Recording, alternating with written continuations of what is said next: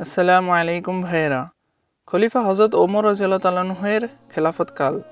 তিনি 19 হিজরি সনে রোমানদের বিরুদ্ধে একটি বাহিনী পাঠালেন। সেই বাহিনীতে ছিলেন সাহাবী হজরত আবদুল্লাহ ইবনে হুযাফা।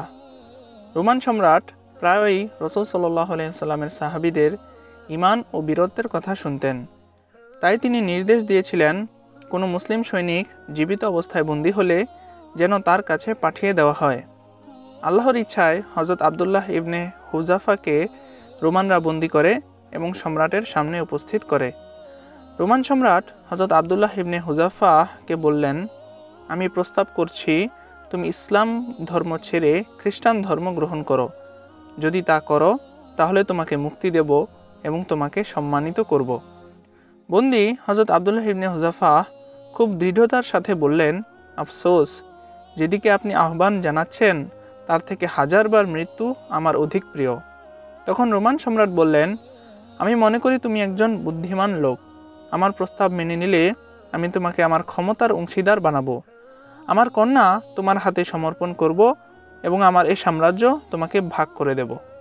বেরি পরিহিত বন্দী হজরত আবদুল্লাহ ইবনে হুযাফা মৃদু হেসে বললেন, আল্লাহর কসম, আপনার গোটা সাম্রাজ্য এবং সেই সাথে আরবদের অধিকারে যা কিছু আছে সবই যদি আমাকে দেওয়া হয় আর বিনিময়ে আমাকে বলা হয় এক পলকের জন্য মুহাম্মাদের দিন পরিত্যাগ করি, আমি তা করব না। রোমান সম্রাট বললেন, তাহলে আমি তোমাকে হত্যা করব। হযরত আবদুল্লাহ ইবনে হুযাফা রাদিয়াল্লাহু তাআলা আনহু দৃঢ়তার সাথে বললেন, আপনার যা খুশি করতে পারেন। অতঃপর হযরত আবদুল্লাহ ইবনে হুযাফাকে শুলকাষ্ঠে হাত পা বেঁধে ঝুলিয়ে খ্রিস্টান ধর্ম গ্রহণ করতে বলা হলো। এতে রাজি না হওয়ায় বিশাল এক কড়াই এনে তাতে তেল ফুটানো হলো। টকবগে সেই উত্তপ্ত তেলে ফেলা হলো একজন মুসলিম বন্দীকে। ফেলার সাথে সাথে দেহের গোশত ছিন্ন বিচ্ছিন্ন হয়ে হাড় পৃথক হয়ে গেল। সেটা দেখিয়ে এবার হযরত আবদুল্লাহ ইবনে হুযাফাকে আবারও খ্রিস্টান ধর্ম গ্রহণের আহ্বান জানানো হলো। এবারও তিনি দৃঢ়ভাবে তা প্রত্যাখ্যান করেন। সম্রাটের নির্দেশে তাকে উত্তপ্ত কড়াইয়ের নিকট আনা হয়। এতে হযরত আবদুল্লাহ ইবনে হুযাফা এর চোখে পানি চলে আসে। এতে তার মন পরিবর্তন হয়েছে মনে করে সম্রাট তাকে আবারও খ্রিস্ট ধর্ম গ্রহণ করতে বললেন, কিন্তু তিনি তা আবারও প্রত্যাখ্যান করেন। এবার সম্রাট তাহলে কাঁদছো কেন জিজ্ঞেস করলে হযরত আবদুল্লাহ ইবনে হুযাফা বলেন, আমি একথা চিন্তা করে কাঁদছি যে এখনই আমাকে এই কড়াইয়ের মধ্যে নিক্ষেপ করা হবে এবং আমি শেষ হয়ে যাব। অথচ আমার বাসনা, আমার দেহের পশমের সমসংখ্যক জীবন যদি আমার হতো এবং সবগুলোই আল্লাহর রাস্তায় এই কড়াইয়ের মধ্যে বিলিয়ে দিতে পারতাম। একথা শুনে রোমান সম্রাট চমকে গেলেন। বিস্ময়ের ছাপ তার চোখে মুখে স্পষ্ট বোঝা যাচ্ছিল।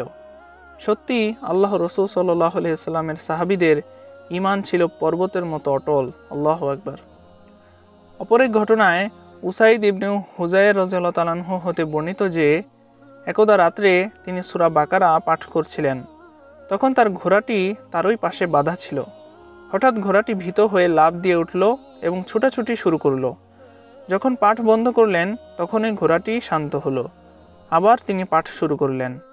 ঘোড়াটি আগের মতোই ছুটাছুটি করলো। যখন পাঠ বন্ধ করলেন ঘোড়াটিও শান্ত হলো। আবার পাঠ আরম্ভ করলে ঘোড়াটি আগের মতো করতে লাগলো।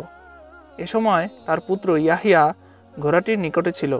তার ভয় হচ্ছিল যে ঘোড়াটি তার পুত্রকে পদদলিত করবে।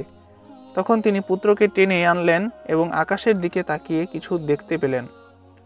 পরদিন সকালে তিনি রাসূলুল্লাহ সাল্লাল্লাহু আলাইহি ওয়াসাল্লামের কাছে উক্ত ঘটনা বললেন। ঘটনা শুনে নবী সাল্লাল্লাহু আলাইহি ওয়াসাল্লাম বললেন, হে ইবনে হুযাইর, তুমি যদি পাঠ করতে, হে ইবনে হুযাইর, তুমি যদি পাঠ করতে। ইবনে হুযাইর আরজ করলেন, আমার ছেলেটি ঘোড়ার নিকট থাকায় আমি ভয় পেয়ে গেলাম, হয়তোবা ঘোড়াটি তাকে পদদলিত করবে। সুতরাং আমি আমার মাথা উপরে উঠাতেই মেঘের মতো কিছু দেখলাম, যা আলোর মতো ছিল। আমি যখন বাইরে এলাম তখন আর কিছু দেখলাম না। তখন নবী সাল্লাল্লাহু আলাইহি ওয়াসাল্লাম বললেন, তুমি কি জানো ওটা কি ছিল? তিনি বললেন, না। তখন নবীজি বললেন, তারা ছিল মালাইকা, অর্থাৎ ফেরেশতার দল। তোমার তিলাওয়াত শুনে তোমার কাছে এসেছিল। তুমি যদি সকাল পর্যন্ত তেলাওয়াত করতে, তারাও ততক্ষণ পর্যন্ত এখানে অবস্থান করত এবং লোকেরা তাদেরকে দেখতে পেত। এ ছিল সাহাবীদের ঈমানদীপ্ত ঘটনা।